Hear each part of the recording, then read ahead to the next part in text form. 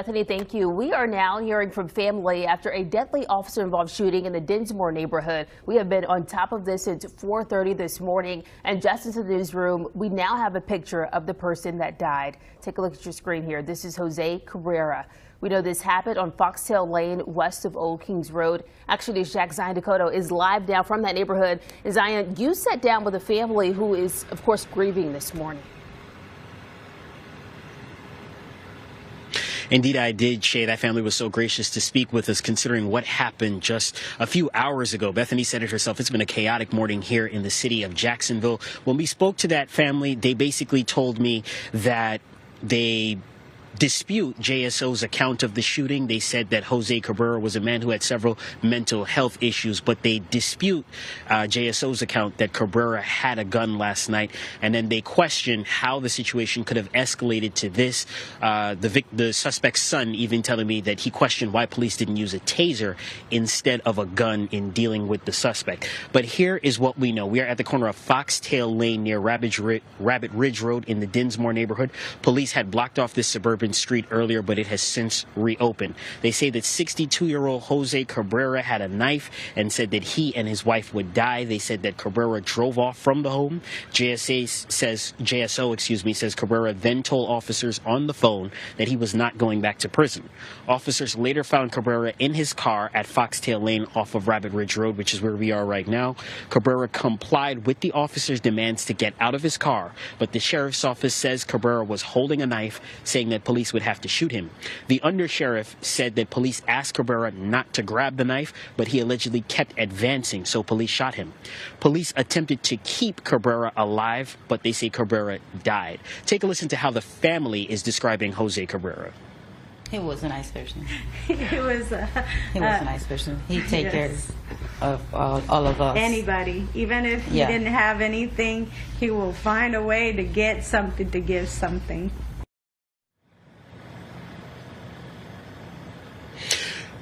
So again, the family tells me that Jose Cabrera suffered from a number of mental health issues, bipolar disorder and schizophrenia, so that may have influenced his behavior. But again, they say that they doubt that Cabrera had a knife. Now, the family wanted to be clear to tell me that they are not anti-police. They just said that they want Jose's side of the story out there. Now, this is, of course, the 5th officer-involved shooting this year. It's the 2nd one this week. Sheriff T.K. Waters told us in a briefing earlier this morning, just after 4 o'clock, that suspect actions begat police actions. That's the basis of what he said. Now, we learned that there were 3 officers on this case, and it was their first night on the job working solo. The officers are on administrative leave, and we are told counseling services are being provided for those officers. We will have much more coming up on Action News Jax this morning. For local coverage you can count on. Live in Jacksonville, I'm Zion Dakota, Action News Jax. Zion, thank you so much for breaking that down for us. Right now, the Jacksonville Sheriff's Office is investigating a deadly officer-involved shooting in the Dinsmore neighborhood. Officers shot Jose Cabrera after he allegedly approached them with a weapon. I'm Chandler Morgan. And I'm Shay Simon. Action News Jax. We've been following this story since 4:30 this morning as police investigated. Action News Jax Zion Dakota is live now from the driveway where that shooting happened. And Zion, we can see that car behind you with bullet holes around it. That's right, Shay. This car is of great significance to the crime scene that unfolded here earlier this morning. We have to tell you that this red minivan riddled here with bullets belonged to 62-year-old Jose Cabrera. Police said he came out of his vehicle holding a knife, so they fatally shot him. Thursday night, Jacksonville police got the call about a domestic violence incident between Cabrera and his wife. Police say Cabrera had a knife and threatened to kill himself and his wife. His daughter Adeline says Jose's schizophrenia and bipolar disorder influenced his behavior. His mental capacity was not there completely, and he chose to. And they could have argued and he could have said something, but... According to police, 3 JSO officers arrived at Cabrera's son's house on Foxtail Lane. They told Cabrera to get out of his minivan. He got out holding a knife, approached police on the front lawn despite them trying to de-escalate. Police then shot Cabrera, gave him CPR, and took him to a hospital where he died.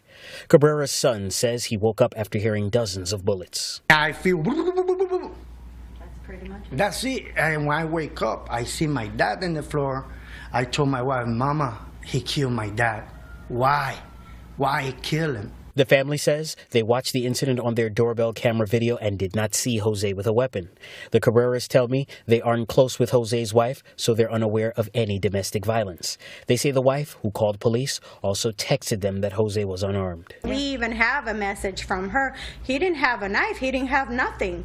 We have a message from her. When you're advancing toward a police officer holding a knife, the result is going to end up pretty much like it is. This is the second JSO officer-involved shooting this week, the 5th this year.